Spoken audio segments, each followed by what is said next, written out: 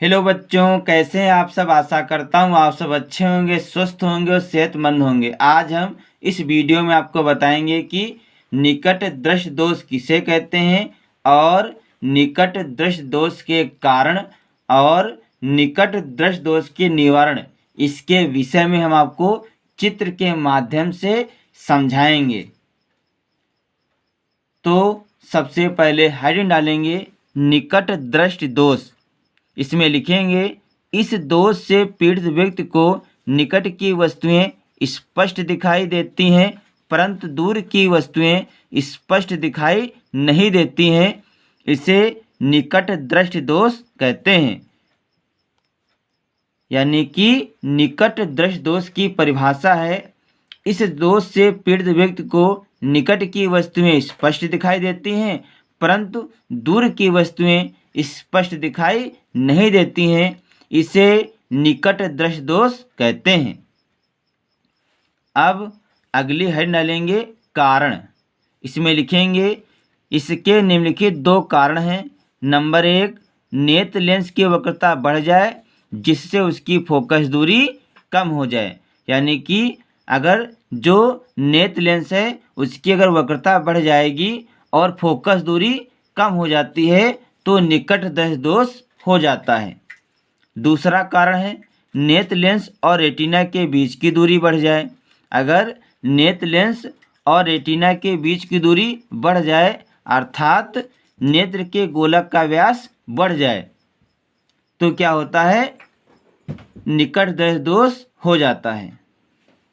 अब हम आपको इसके विषय में चित्र के माध्यम से समझाते हैं।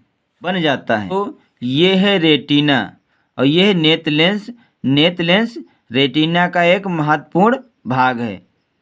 अब अनंत पर स्थित वस्तु से आने वाली किरणें सब जब नेत्र लेंस से होकर गुजरती हैं तो जो नेत्र लेंस है इसका वक्रता अगर बढ़ जाती है और इसकी फोकस दूरी कम हो जाती है तो प्रतिबिंब जो है रेटिना पे ना बनकर रेटिना से पहले किसी बिंदु पर बन जाता है। और इसका दूसरा कारण है कि अगर जो नेत्र के गोलक का व्यास अगर ये बढ़ जाए, अगर नेत्र के गोलक का व्यास बढ़ जाए तो अनंत पर स्थित किसी वस्तु से आने वाली किरणें जब नेत्र लेंस से होकर गुजरती हैं तो रेटिना तो उसका प्रतिबिंब रेटिना पे ना बनकर रेटिना से पहले बन जाता है। अब इसमें लिखेंगे इस दोष के कारण दूर की वस्तु का प्रतिबिंब रेटिना पर ना बनकर रेटिना के आगे बनता है। अगली हेडिंग डालेंगे निकट दृष्टि दोष का निवारण। अब हम सबसे पहले आपको चित्र के माध्यम से समझाते हैं, फिर हम आपको बताएंगे कि आप निकट दृष्टि दोष के निवारण के विषय में कैसे लिखेंगे।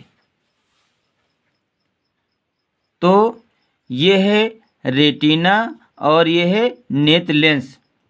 जो नेत्र लेंस है इसके आगे देखिए हमने लगा दिया है अवतल लेंस। जब नेत्र लेंस के आगे अवतल लेंस लगा देंगे अब अनंत से अनंत पर स्थित वस्तु से आने वाली किरणें सबसे पहले नेत्र लेंस से होकर गुजरेंगी। सबसे पहले नेत्र लेंस से होकर गुजरेंगी और उसके बाद नेत्र लेंस पर पड़ेंगी। जब ये किरणें अवतल लेंस से होकर गुजरती हैं, गुजरने के बाद जब नेत्र लेंस पर आती हैं तब क्या होता है, अगर जो नेत्र लेंस की वक्रता बढ़ गई थी तो अवतल लेंस क्या करता है, नेत्र लेंस की वक्रता को कम कर देता है और उसकी फोकस दूरी को बढ़ा देता है जिससे प्रतिबिंब रेटिना पर बन जाता है। और यानी कि दूर स्थित वस्तु, अगर दूर स्थित कोई वस्तु है वो उसकी जो किरणें हैं सबसे पहले जो है अवतल लेंस पे पड़ती हैं। अवतल लेंस से होकर जब नेत्र लेंस पर आती हैं, अगर नेत्र लेंस के गोलक का व्यास बढ़ गया होगा तो जो अवतल लेंस होता है क्या करता है, नेत्र के गोलक का व्यास को कम कर देता है जिससे जो प्रतिबिंब है ये रेटिना पर जाकर बन जाता है। इसीलिए जब आँख में निकट दृष्टि दोष होता है तो इसके निवारण के लिए अवतल लेंस का उपयोग करते हैं।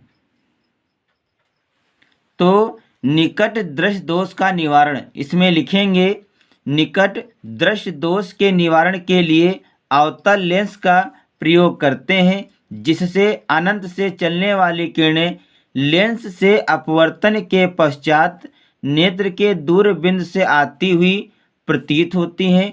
ये किरणें रेटिना पर फोकस हो जाती हैं। इस प्रकार प्रतिबिंब रेटिना पर बन जाता है और वस्तु स्पष्ट दिखाई देती है। तो बच्चों, इस वीडियो में हमने आपको बताया कि निकट दृश्य दोष किसे कहते हैं, कारण और निवारण, इसके विषय में हमने आपको चित्र के माध्यम से समझाया है।